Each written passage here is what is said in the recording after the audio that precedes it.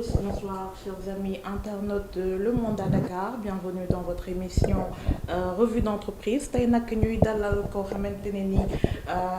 kenn dootu ko présenté pour ñenn yi pour jeunes entrepreneurs yi mi ngi tudd monsieur Amdy Barham Sané di chargé de communication bu Kaay Job Sénégal fas yéene am ak moom benn waxtaan ba képp koo xamante ne jeune entrepreneur la nga mën cee gis sa bopp. Bonsoir monsieur Sané. Bonsoir Ndeya.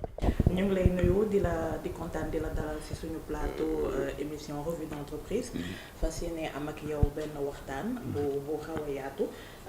ñu lay laaj d'abord nga ñu bàyyi la nga présenté wu ñu daal di ñëw ci waxtaan bi. D'accord, salaamaaleykum ñu ngi nuyu ñëpp ñi nga xamante ni bi ñooy bàyyi xel chaîne bi Le Monde à Dakar di la remercier aussi ci invitation bi maa ngi tudd Amdy Barham Sané nekk communicant de formation c'est-à-dire loolu laa jàng j'ai été à l'université Cheikh Anta Diop def droit après génn def ay formation professionnelle def communication après spécialisé wu ci li ñuy wax stratégie de communication mais aussi def naa tamit communication digitale et actuellement maa ngi nekk le chargé de communication de Kaay Job Sénégal depuis bi mu taxawee ak léegi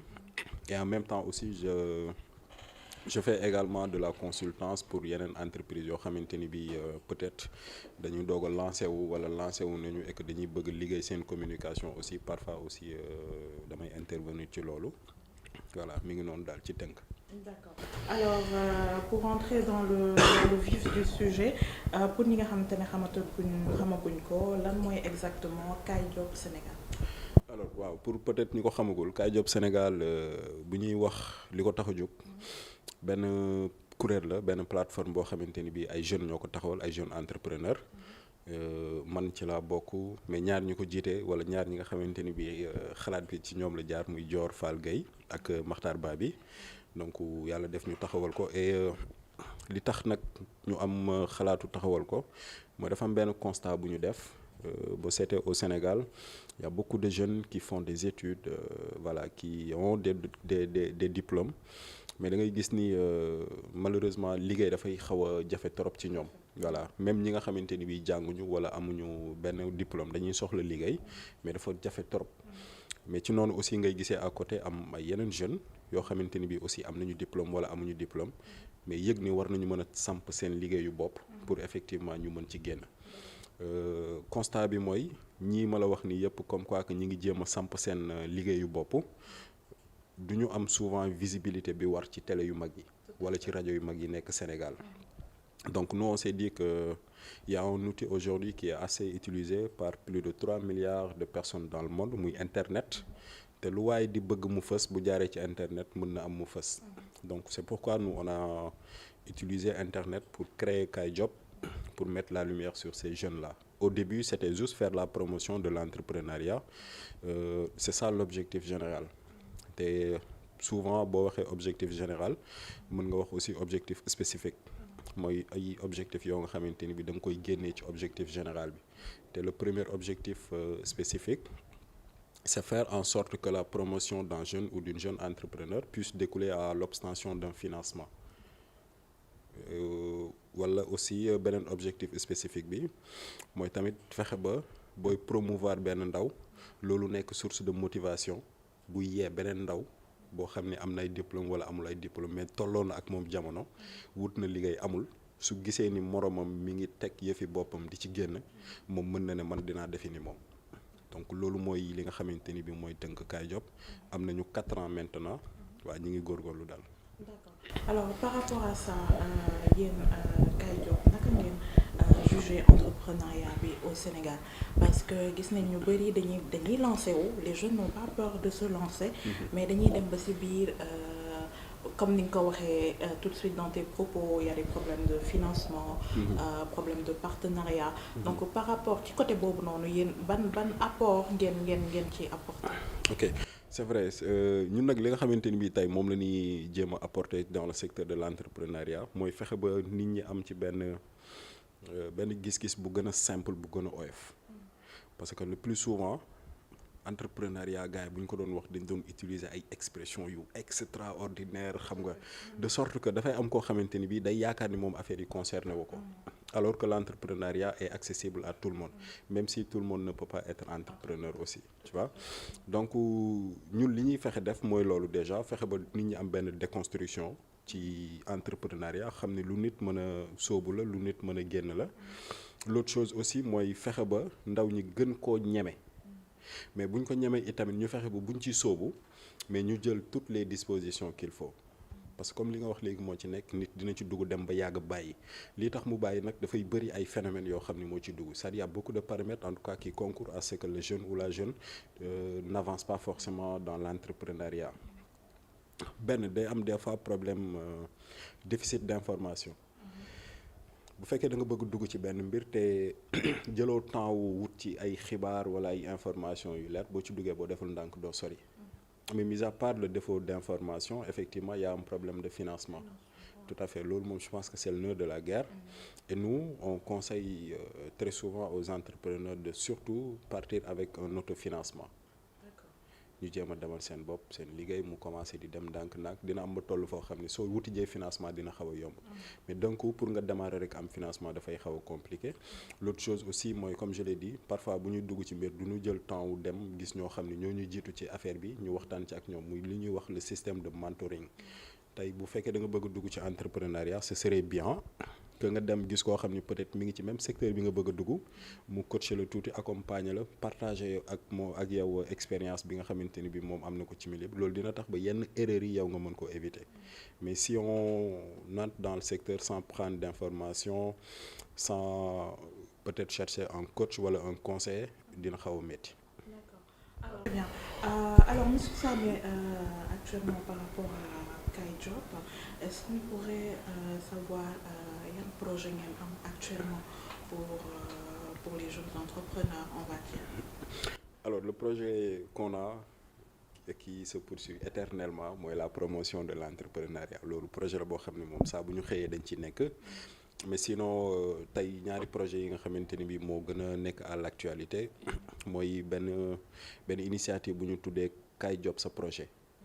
Voilà loolu benn compétition de projet la boo xam ni dañu lancé woon benn appel d'offre entrepreneurs yi intéressé wu lancé seen candidature defoon vidéo présenter un peu seen projet ñu sélectionné ci 30 léegi 30 yooyu dañuy def benn concours ñoom seen biir un concours de pitch. Moi, ils seront devant un jury et ils vont pitcher leur projet. Et après, voilà, jury bi di procéder par élimination parce que dañ leen organiser par pool. Voilà, dinañ dem ba final bi normalement 10 entrepreneurs ñoo ciy nekk. Li ñu bëgg nag suñu yéene mooy 10 yooyu ñu am financement. Parce que Kay Job à la base, c'est pas une plateforme qui accompagne financièrement les jeunes pour le moment. On fait de l'accompagnement technique, conseil, appui, orientation et tout, mais pas encore ci côté financement. Donc moo tax projet boobu noonu bëgg nañu d'ici dem final ñu accompagner leen mais 20 yi nga xamante ni bii aussi ñooy des ñoom aussi dinañ am benn accompagnement technique mais aussi accompagnement en termes de communication pour que au moins aussi ñu mën a gis seen bopp ci projet bi. Loolu moo nekk actuellement di daw beneen projet bi ñu wàcc aussi xam ne dina nekk soit ci fin d'année wala juste début d'année bi mooy Kay Job Day parce que Kay Job 4 ans am nañ ko. Mais musuñu organiser événement bu mag boo xam ne ñun Kay Job ñoo ko tegal suñu bopp ñi ngi participer ci ay foire ñi ngi participer ci ay forum ci ay panel ñi ngi participer ci lu bari yoo xam ne sax des fois dañuy jël suñu expérience wala suñu expertise boole ko ci organisation wu événement wu nit pour mu dox. Mais là on va mettre en place notre propre initiative notre propre événement qui s'appelle le Kay Job Day nga xam ne day nekk benn journée boo xam ni ça permettra aux entrepreneurs de se regrouper de pouvoir discuter entre eux mais aussi Kay Job sa projet bi ma la wax nii léegi lauréats yi ñi nga xamante ni bi ñooy remporter concours bi exactement dinañ leen inviter ci jour bi primer leen voilà et permettre aussi aux gens de mieux découvrir Kay Job li muy def depuis 4 ans ak aussi wane peut-être les plus de 700 entrepreneurs yi ñu jot a liggéeyal bi ñu juddoo ak tey voilà loolu mooy daal projet phare yi nga xamante ni pour le moment ñi ngi ci. D'accord. Alors toujours par rapport à l'entrepreneuriat, j'aimerais savoir est-ce que Kay Job Sénégal est en partenariat ak yenn structures yi fii au Sénégal yi nga xamante ne dire par exemple le ministère de l'emploi des jeunes wala yenn structure pour ne pas faire de publicité yenn structure yi nga xamante ne teg nañ ko fi pour ñu mën a jàppale jeunes yi si utum liggéey si amum liggéey ak si gën a mën a taxawal seen ay projet surtout. Bon waaw am nañ ci ay partenaires. Effectivement du jar ñu leen di tudd pour bañ leen a defal publicité mais am nañu ay quelques structures yoo xamante ni bii ñu ngi nekk fii muy ay structure yu état samp wala ay structure privée ñi ngi am ñenn ñoo xam ne ñu ngi ciy liggéeyal bon ministères yi pas encore parce que demaguñu ci ñoom tekkiwul ni bëgguñu dem ci ñoom waruñu dem ci ñoom et incha allah peut-être dinañ leen seeti pour effectivement boole leen ci suñu ay initiative mais li ñu gënoon a ñun soxal mooy fexe teg fi lu concret loo xamante ni bii tey bu nit ñëwee seet suñu dinañ ko mën a wax ni Kaay Job def na lii Kaay Job def na lale loolu defe naa mooy gën a yomb tey pour ñun ñu mën a wuti ay partenaires décroché ko mais bu fekkee da nga démarrer tak def 1 an wala 2 ans d'expérience après bëgg a dugg ci daw wuti ay partenaires mën na xaw a compliqué tuuti lii nag suñu conception la quoi c'est pas une vérité absolue mais ñun noonu la ñu gisee noonu la ñuy doxee mais là actuellement dans certaines de nos initiatives mën nañu seeti le ministère de la jeunesse le ministère de l'emploi mais aussi structure étatique yi quoi parce que aussi force est de reconnaître que doole ñoom bi ñu am ñun amuñu ko et on a besoin de ça pour effectivement suñu liggéey mën a gën a am impact pour la jeunesse et pour l'entrepreneuriat. Alors vous, en tant que jeune, comment vous jugez en général l'entrepreneuriat au Sénégal? Est-ce que c'est une chose facile? Est-ce que yaa ngi woo jeunes yi pour ñu ñëw si parce que li ku jug bëgg nekk entrepreneur ah faut le dire. ku ci nekk yaa ngi jéem a xool si benn domaine boo xamante ni mën nga ci évoluer. Donc quel message vous donnez aux jeunes ndax ñu ñamee song affaire bi wala. waaw nañ ko ñeme parce que mag daf ma nettali nii Serigne Saliou defe naa da doon wax ni lépp loo dégg ñu ne àgg na rek daa fekk tàmbali woon nañu ko c'est-à-dire amul lenn lu sotti te tàmbali wu ñu woon ko mais nag du yomb tu vois c'est vrai que léegi tout le temps yaa ngi gis sa statut WhatsApp sa xarit yëpp a ngi jaay ça c'est bien man ça me rassure bu may gis loolu wax dëgg fa yàlla daf may rassurer je me dirais que mën nañu peut-être xool stratégie bi wala mais loolu après la quoi ce qui est important mooy nit toog na ba sentir ni dina am ay soxlawu boppam mu bëgg ko faj tout le temps il peut pas faire recours à son père à sa mère wala à ses frères et tout donc bu dee benn parfum la sax dina ko jëndee à 500 jaayee ko 1000 francs xëy am lu mu ci ndekkee ça c'est bien et moi j'encourage vraiment tous les jeunes à se lancer dans ça moo tax parfois bu may gis ñii di xaw a critiquer jaaykatu WhatsApp yi man daf may poser problème gars yi nañu continuer di jaay sur WhatsApp nañu continuer di jaay sur Facebook nañu continuer di jaay fépp fu nu mën a jaayee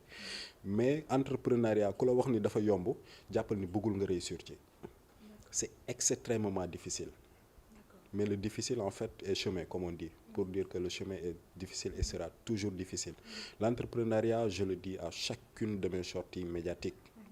l'entrepreneuriat pour moi requiert 3 P essentielles la passion la patience et la persévérance nit ki faaw nga bëgg li ngay def wala ngay def li nga bëgg ñaar yi dañuy ànd bu loolu weesoo faaw nga mën a xaar jàpp ni doo koy jëmbat tey suba mu jebbi nga war ko mën a jëriñoo te it faaw nga mën a muñ ndax mën nga tàmbali sa liggéey muy dox lool yëf yi neex dem ba bés lépp daanu boo amut xol muñ da ngay bàyyi Nelson Mandela da doon wax souvent les plus grands combats de la vie ne sont pas remportés ni par les plus forts ni par les plus robustes mais plutôt par ceux qui croient en eux ñi gëm seen bopp rek ñooy gën a mën a génn ci jafe-jafe àdduna yi donc à cette jeunesse sénégalaise là moi je leur demande effectivement s'il y a possibilité ñu dem dugg ci entrepreneuriat tout en se disant que l'entrepreneuriat n'est pas la clé ou en tout cas la solution du chômage mais c'est une des solutions du chômage. D'accord. Voilà. Très bien. Alors par rapport aux jeunes yi nga xamante ne bëgg nañu jot ci Kaay Job comment est-ce qu'il faut faire c'est sur une plateforme ou s'inscrire est-ce que bu ñu ñëwee fii ak seen projet aussi c'est payant nga expliquer ñu un petit peu comment ils peuvent faire pour rentrer en contact avec vous. C'est très facile pour rentrer en contact avec ñun c'est très facile defe naa ni ñi xam tuuti Kaay Job dañuy gis ñi taxawaar rek ñun moom dañuy dox rek quoi donc on est sur les réseaux sociaux Facebook Instagram Twitter LinkedIn TikTok YouTube. foo dugg tu as toutes les informations yi ngay soxla pour Kaay Job sunu numéro de téléphone sunu mail et tout ce qu'il faut suñu bureau fii t'as pas besoin de rendez-vous pour ñëw fi. Voilà, il suffit juste d'appeler et de dire que je passe. ñu gérer peut-être les lundis parfois on reçoit pas les entrepreneurs parce que des fois day nekk cuisine interne ci la ñuy waxtaanee naka la ñuy doxalee et cetera mais mis à part ça voilà chaque jour on est ouvert on est prêt à recevoir qui que ce soit waxtaan ak yow sa projet aider la jëm la accompagner en termes de conseil en termes d'orientation et tout alors li ñuy def am na gratuité mais aussi am na fay. Tu vois tey des fois on fait de la consultance nit day ñëw on passe avec lui 2 heures de temps après du ñu fay dara mais bu ñu demee nag ba war a après teg ay stratégie de communication pour carrément teg la loxo là effectivement c'est facturé en fonction du besoin de la personne. Voilà et dire que du ci entrepreneurs yi ñun la ñuy bëgg a amee xaalis parce que xam nañ li ci nekk c'est hyper compliqué mais dire aussi aux entrepreneurs que la communication n'est pas gratuite. Souvent nit dina la woo ne la dama bëgg publication xam nga ne ko fayal temps mu ne la gars loolu bëri na de et boo mesurer tey je te donne juste un exemple 10 000 francs ñu defal la benn publicité wala benn publication sur une plateforme boo xam ni interaction yi sur Facebook day laal 1 million de personnes tu vois un peu pour dire que 10 000 francs bi ngay fay nit mu defal la genre publication mel noonu mais mën na la jural après lu bëri. Entrepreneurs yi dinañ defar budget mais doo gis rarement ngay gis budget communication pour ñoom ça doit être gratuit et tout certes dina am gratuité mais à un moment donné aussi bu fekkee bëgg nga àgg benn niveau bi mais il faut vraiment faire des efforts quoi tant sur un investissement humain mais aussi sur un investissement financier là aussi c'est assez important. Alors on va dire pour terminer quel message vous lancez aux entrepreneurs en herbe en fait ñi nga xamante ne ni ñi ngi doog a jóg di dugg ci entrepreneuriat alors monsieur Sané j'aimerais savoir vous en tant que chargé de communication toujours de Kaay Job Sénégal est-ce qu'il y a des challenges auxquels vous avez dû déjà faire face nga wax ñu ci un peu comment ça s'est passé. waaw challenge yi moom c'est vrai bëri woon na déjà bi ñuy doog a taxawal Kaay Job l'objectif premier c'était mais d'imposer Kaay Job sur l'écosystème de l'entrepreneuriat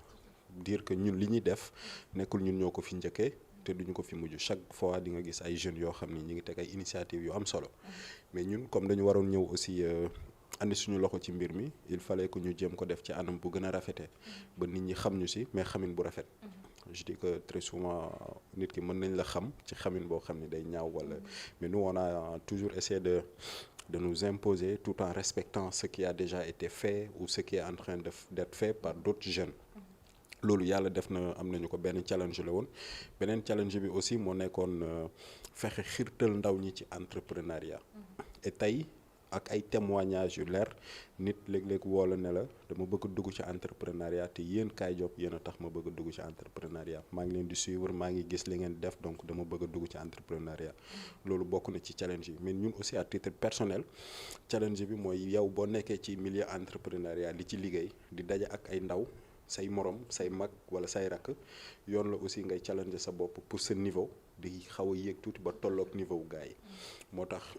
session de formation tey boo xam ni dégg nañu ko mu nekk ci wàllu entrepreneuriat ñun léeg-léeg dañuy dem participer ci dem toog assister déglu jàng comme ni ñuy organiser ñun ay session ay nit di ñëw di toog ñi siy jàngale yi bokk na ci ay challenge yoo xam ne dañ ko doon def voilà défi c'était très compliqué au début voilà tournage su émission yi ñu doon def xam des fois da nga doon dem tourner ba pare am problème mu sax jox technicien yi paasu taxi ñu bi tu vois nga obligé di woo di envoyer la xaalis nga pare après dox dem ñu bi quoi c'était très compliqué mais ça va yàlla def na on a su nous imposer wala nous faire connaître mais aussi am nañu benn genre indépendance bi quoi voilà tey li ñu jot a jéem ba fii nii du ma ne kenn jàppale wuñu si mais bëriwul ñu teg loxo daal. D'accord. Alors est-ce que mën nañu xam rek en résumé ban style de management ngeen am ici à Kaay Job Sénégal. alors ñun nag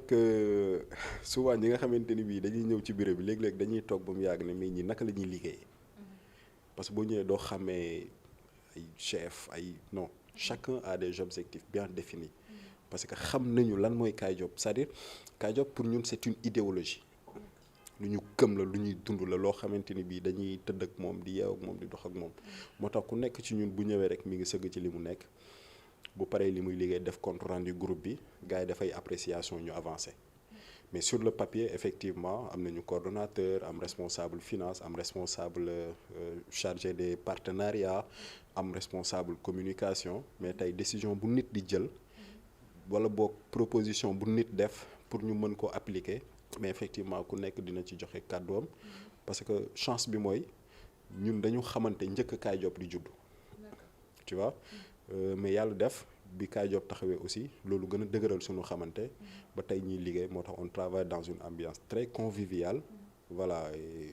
ci suñu désordre la ñu ordonné woo voilà tey comme je l'ai dit boo fi dugg see da ngay yaakaar ni ay fookat ñoo fi nekk mais bu résultat jotee di nga gis ni carrément produire nañ résultat quoi. Très bien. Alors pour terminer ñu lay wax juste nga joxe adresse bi site internet bi fi nga xamante ne jeunes yi mën nañ fa dem contacter leen. pour mën a am accès ci seen